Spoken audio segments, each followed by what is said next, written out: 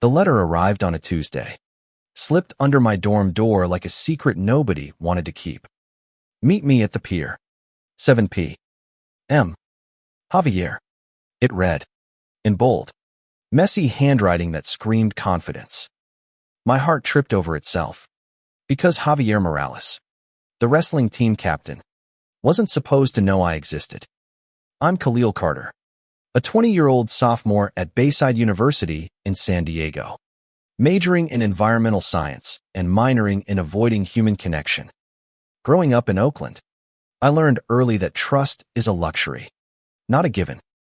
My mom raised me alone, working double shifts at the hospital, and I spent my teens dodging questions about why I didn't date, why I flinched when guys got too close.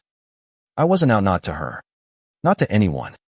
Being black and queer in a world that often felt like it was waiting to judge me made walls easier to build than bridges. So, I swore off dating. No complications. No heartbreak. Just me, my books, and the ocean I'd escaped to when life got loud. But Javier, he was loud in every way. 6 feet of muscle, a grin that could charm a shark, and a reputation as the guy who'd pin anyone on the mat and make them laugh about it later. A 21-year-old junior. He was the son of Mexican immigrants, born and raised in Chula Vista, with a family so tight-knit I'd overheard him bragging about Sunday barbecues at his abuelita's house. Everyone on campus knew him, and not just because he was the wrestling team's golden boy. Javier had this way of making people feel seen, like he could spot the quiet kid in the corner and decide they were worth his time. I wasn't ready for him to decide that kid was me. The pier, Sunset Point Pier, where the Pacific stretched out like a promise and the air smelled of salt and freedom. I told myself I wouldn't go. I crumpled the note, tossed it in the trash, and tried to focus on my climate change essay. But by 6:45, I was pulling on my jacket, cursing my own curiosity. What did he want? We'd barely spoken, just a nod in the cafeteria line once, when he'd said, "Yo, Khalil, you ever gonna join us at the gym?" I'd mumbled something about being allergic to sweat and bolted. Now, here I was, walking toward the pier, my pulse louder than the waves. He was there, leaning against the railing, his silhouette framed by the orange glow of the setting sun. His wrestling jacket hugged his broad shoulders, and his dark hair caught the breeze. "Khalil," he called, spotting me before I could reconsider. His voice was warm, like he'd been waiting for me his whole life. "Thought you might ghost me." "Why am I here, Javier?" I asked, shoving my hands in my pockets to hide their trembling. I stood a few feet away, keeping the distance I was used to. He grinned, undeterred. "Because I saw you at the environmental rally last week. You were all fired up, talking about saving the planet like it was personal. I've been thinking about you ever since." His eyes, brown and steady, locked onto mine. "I don't know you, Khalil, but I want to." I laughed, sharp and defensive. "You don't even know if I'm into guys." "Are you?" he asked, not missing a beat. My throat tightened. Nobody had ever asked me that outright. Not my mom, not my high school friends, not even myself in the mirror. I wanted to lie, to say I wasn't, to keep my walls intact. But Javier's gaze was a spotlight, and I was tired of hiding in the dark. "Maybe," I said, barely above a whisper. "But I don't date. Swore I wouldn't." He stepped closer, not crowding me, just enough to make the air between us feel alive. "I'm not asking you to date me. Yet. Just hang out. Let me prove I'm worth your time." I should have walked away. I should have told him I wasn't ready, that I didn't know how to be the guy he thought he saw. But the pier stretched out behind him, the ocean murmuring like it knew something I didn't. And for the first time in years, I wanted to say yes. The next week was a blur of Javier. He'd show up outside my biology lab, tossing me a protein bar like it was a love letter. "Fuel for the planet saver," he'd say, winking. He'd text me dumb memes about wrestling moves, then slip in questions about my favorite books or why I loved the ocean. I'd answer in short bursts, careful not to give too much away. But he was relentless, not pushy. Just present. Like he'd decided I was a puzzle he was going to solve, one piece at a time. We started meeting at the pier every evening. It became our thing, sitting on that same bench, watching the waves while he told stories about his family, his little sister who wanted to be an astronaut, his dad who taught him to cook tamales. I'd listen, nodding, sometimes sharing bits of my own life, how my mom used to sing me to sleep with old jazz tunes, how I'd sneak out to the bay as a kid to feel less alone. Javier never pushed me to say more than I was ready for, but his quiet attention made me want to. One night, as the stars began to prick the sky, he turned to me, his usual grin softer, almost shy. Khalil, you ever think about what it'd be like to just be yourself? No walls, no pretending. I froze. Myself's complicated, I said, staring at the water. People like me don't get to just be. He reached out, his hand hovering near mine, but not touching. You can with me. My chest ached, a mix of fear and something warmer, something I hadn't let myself feel in years. I didn't take his hand, but I didn't pull away either. For now, that was enough. The campus gym was the last place I'd ever pictured myself. It smelled of sweat and rubber mats, and the clank of weights echoed like a heartbeat. But Javier had convinced me to watch one of his wrestling practices, and I couldn't say none after he'd spent a week wearing down my defenses with his relentless kindness. I sat in the bleachers, trying to blend into the background, my hoodie pulled up like a shield. Below, Javier was a force of nature, grappling with a teammate, his movements fluid yet powerful. His focus was absolute, but every now and then, he'd glance up at me, flashing that grin that made my stomach flip. I hated how much I liked it. After practice, he jogged over, sweat glistening on his forehead. So, what did you think? Ready to join the team yet? I snorted. I'd rather save the whales than wrestle. He laughed, loud and unguarded. Fair. But you're here, so I'm calling it a win. He sat beside me, close enough that our knees brushed. You know, Khalil, you're harder to pin down than any guy on the mat. Good. I shot back, but my voice was softer than I meant it to be. I'm not a prize to be won. His eyes softened. No, you're not. You're just you. And I'm into that. I looked away, my face warm. Nobody had ever called me out like that, not in a bad way, but in a way that made me feel seen, not judged. It was terrifying and addictive. The next few weeks were a dance of closeness and retreat. Javier kept showing up, cafeteria, library, even my favorite coffee shop off campus, where he'd order me a chai latte without asking because he'd noticed it was my go-to. I'd roll my eyes, call him a stalker, but I never told him to stop. I didn't want him to, but not everyone was thrilled about our whatever this was. I'd started noticing looks from some of Javier's teammates' narrowed eyes, hushed whispers when I'd pass by. One day, as I waited for Javier outside the gym, his teammate Marcus, a stocky guy with a permanent scowl, cornered me. You're messing with his head, Carter, Marcus said, his voice low. Javier's got a shot at nationals. He doesn't need distractions. I bristled. I'm not distracting him. We're just friends. Marcus laughed. Cold. Friends. Man, everyone sees how he looks at you. Just don't screw him over. All right. He's got enough to deal with. I wanted to snap back, to tell him I wasn't the problem, but the word stuck. Because deep down, I wondered if he was right. Javier was out. Proud. The kind of guy who wore his truth like a badge. I wasn't. I was still figuring out how to say, I'm gay, without choking on the words. What if I was holding him back? That night at the pier, I was quieter than usual. Javier noticed. Of course, they always did. What's up, Khalil? You're doing that thing where you disappear into your head. I sighed, staring at the horizon. Your teammates don't like me hanging around. They think I'm trouble. He frowned, leaning forward. They said that. Who? Doesn't matter. They're not wrong. You're you. And I'm just me. I don't even know what I'm doing here. He reached for my hand. And this time, I let him take it. His grip was warm. Steady. You're here because I want you here. And I'm not just some dumb jock chasing a crush. I see you. Khalil. The real you.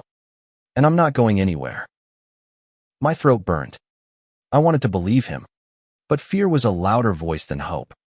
What if I can't be what you need? I whispered. Then we figure it out together. He said, like it was the simplest thing in the world. The first time I met Javier's family, I nearly bolted. It was a Sunday, and he'd invited me to his abuelita's house for her famous barbecue. I'd spent the morning pacing my dorm, wondering how I'd ended up agreeing to meet the people who meant the world to him. What if they saw right through me? What if they asked questions I couldn't answer? Their house in Chula Vista was small but alive, bursting with music, laughter, and the smell of grilled carne asada. Javier's mom, Elena, hugged me like I was family, her eyes crinkling with warmth. His little sister, Sophia, a 12-year-old with braids and a mischievous grin, demanded I play soccer with her in the backyard. His dad, Miguel, handed me a plate piled high with food and said, "Eat. Khalil, you're too skinny." It was overwhelming, but not in a bad way. It was like stepping into a world where I didn't have to prove myself. Javier stayed close, his shoulder brushing mine as we sat at a crowded picnic table. Under the table, his hand found mine, a secret anchor. "You okay?" he whispered. I nodded, even though my heart was racing. "There? A lot." He chuckled. "Yeah, but they're my lot. And they like you." I wasn't so sure. Later, as I helped Elena clear plates, she fixed me with a knowing look. "Javier's never brought anyone home before," she said softly. "He's serious about you." I froze, gripping a plate too tightly. "I don't know if I'm ready for serious." She smiled, not judging. "That's okay. Mijo. Just don't break his heart." Her words stuck with me, heavy and true. Javier deserved someone who could give him everything. But I was still wrestling with my own fears about being out, about what it meant to love someone when I'd spent so long guarding my heart. Back on campus, things got complicated. Marcus and a few other teammates started icing Javier out, skipping team dinners if I was there. One night, I overheard them in the locker room, their voices sharp. "He's throwing away his focus for some guy who's not even out," Marcus said. "Coach is pissed." I didn't tell Javier I'd heard, but it ate at me. He was training harder than ever for nationals, spending hours in the gym, and I could see the strain in his eyes. I started pulling back, skipping our peer meetups, texting less. He noticed, of course, and one night he showed up at my dorm, his face a mix of worry and frustration. "Khalil, what's going on? You're ghosting me, and I don't know why." I paced, avoiding his eyes. "I'm not good for you. Javier. Your team. Your coach, they think I'm dragging you down. And maybe they're right." He grabbed my shoulders, gentle but firm. "They don't get to decide that. I do. And I choose you." "You shouldn't have to choose," I snapped, my voice cracking. "You've got nationals. Your family. Your whole life ahead of you. I'm just a mess." He didn't let go. "You're not a mess. You're figuring it out. And I'm not giving up on us, even if you're scared." I wanted to push him away, to protect him from me. But his hands on my shoulders, his voice so sure, made it impossible to run. For the first time, I let myself lean into him, my forehead against his chest. He held me, and I didn't pull away. Nationals were 2 weeks away, and Javier was a machine training at dawn, studying late, barely sleeping. I tried to give him space, but he'd still find me, pulling me into quick hugs between classes or sneaking me into the gym to watch him spar. "You're my good luck charm," he'd say, and I'd roll my eyes but secretly love it. But the tension with his team was a shadow we couldn't shake. Marcus cornered me again, this time outside the library. "You're still here." "Huh," he said, his tone venomous. "Javier's losing his edge because of you. If he bombs at nationals, that's on you." I didn't respond, but his words burrowed deep. That night, I called my mom. I hadn't told her about Javier, about any of it, but I needed her voice, her strength. "Mom," I said, my voice shaking, "what if I'm in love with someone, but I'm scared I'll ruin them?" She was quiet for a moment, then said, "Khalil, love doesn't ruin people. Fear does. Whoever this person is, if they're fighting for you, maybe it's time you fight for them too." Her words hit like a tidal wave. I'd spent so long running from who I was, from what I felt, that I hadn't realized I was pushing away the one person who saw me and stayed.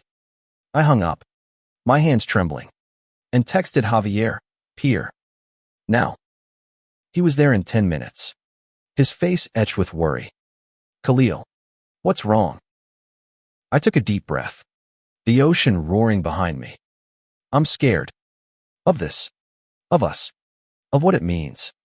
But I'm done running. I love you, Javier." His eyes widened, then softened, a smile breaking through. He pulled me into his arms, and for the first time, I didn't hold back. I kissed him, right there on the pier, the waves cheering us on. It was messy, imperfect, but it was ours. The next day, I came out to my mom over the phone. My voice shook, but she just said, "I've always known. Baby, I just want you to be happy." I cried, not because I was sad, but because I was free. Javier's teammates didn't magically accept me, but he made it clear he wasn't choosing between me and them. At practice, he started calling out anyone who gave me side-eye, his voice firm but calm. "Khalil's with me," he'd say. "Deal with it." Some came around. Marcus didn't. But Javier didn't care. He was fighting for us, and I was starting to fight too. Nationals were in Los Angeles, and I went with Javier, sitting in the stands with his family. Sophia held my hand, whispering, "He's gonna win. Khalil." "I know it." Elena squeezed my shoulder, her smile saying more than words could. I was nervous, not just for Javier, but for what this moment meant. I'd spent so long hiding, but here I was, out and proud, cheering for the guy I loved. Javier was electric on the mat, every move precise, powerful. He won match after match, his focus unshakable. When he pinned his final opponent, the crowd erupted, and I was on my feet, screaming his name. He looked up at me, his grin brighter than the stadium lights, and blew me a kiss. Sophia laughed, nudging me. "Told you." After, in the chaos of celebration, Javier found me, pulling me into a sweaty, triumphant hug. "I couldn't have done this without you," he said, his voice rough with emotion. "You did this," I said, but I was smiling so hard it hurt. "I'm just the guy who showed up." "No," he said, cupping my face. "You're the guy who gave me a reason to fight." We went back to the pier that night, just the two of us. The stars were out, the ocean calm. I leaned against him, my walls gone, my heart open. "I swore I wasn't dating," I said, laughing softly. "Look at me now." Javier kissed my forehead. "You're stuck with me, Khalil Carter." And for the first time, I wasn't afraid of being stuck. I was home. Months later, we were still us-messy, real, learning. I started an environmental club on campus, and Javier was my loudest cheerleader, even when I dragged him to beach cleanups. He introduced me to his abuelita's secret salsa recipe, and I taught him how to stargaze. We fought sometimes about my stubbornness, his recklessness, but we always found our way back to the pier, to each other. Coming out wasn't a single moment. It was a journey. Some days, I still felt the weight of the world's eyes. But Javier's hand in mine made it lighter. We weren't perfect, but we were honest. And in a world that often demanded I hide, loving him was my rebellion, my truth, my victory.